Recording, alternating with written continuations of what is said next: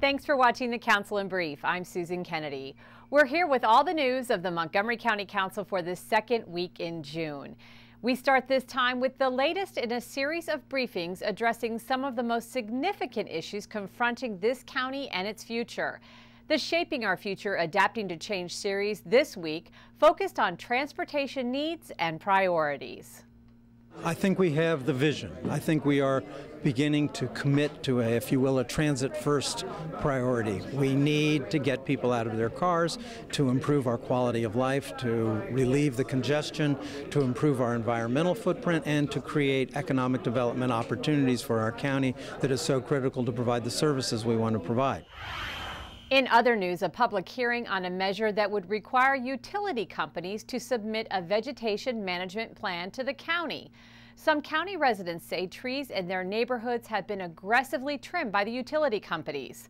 The bill's sponsors say this measure would protect the tree canopy while allowing the utilities to do their job. A lot of people feel that the tree cutting's been done almost like in revenge, that, the county made an issue out of Pepco's reliability. Pepco blames everything on the trees, even though the studies indicate that it has to do with their lack of investment in infrastructure and a bunch of other things. And so they're going out and cutting the trees, and basically it may be a decade, if the trees ever grow back. I mean, people are just really upset about the tree cutting, and this just basically says they have to file the plan they're filing with the state, with the county, and it gives us a little bit more protection when they go do the trimming. This Saturday, June 16th, White House officials will host a Hispanic Community Action Summit at Montgomery Blair High School. Recent census numbers show the state's Hispanic population has more than doubled, with much of that growth right here in Montgomery County.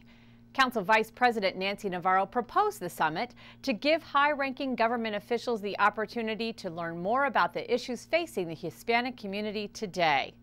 The idea is for this community, who has not traditionally been very active in the process of civic participation, etc., to have a historic and, wonderful opportunity to speak directly to these officials and really share what their concerns are in the areas of education, immigration, economic recovery, and healthcare.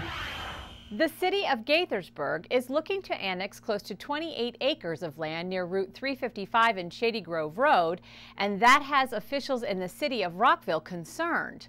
The property currently includes a commercial enterprise owned by Sears. The city of Rockville opposes the annexation because of the potential uses Gaithersburg may consider, specifically residential development. Our main issue with properties in that vicinity are that they not be residential because it's right next to the solid waste transfer station. And the last thing we want are residents saying, oh, this is too smelly, this is too noisy, move it. That's a classic community issue, and we do not want that to happen out in Shady Grove because we have no plans to move the transfer station.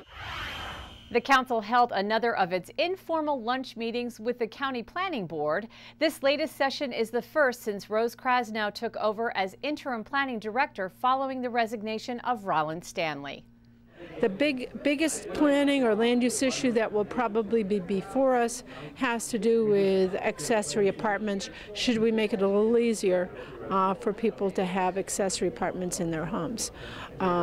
It's attracted a fair amount of attention, and so hopefully we will be getting something from the planning board soon on this, and we'll have a housing conversation.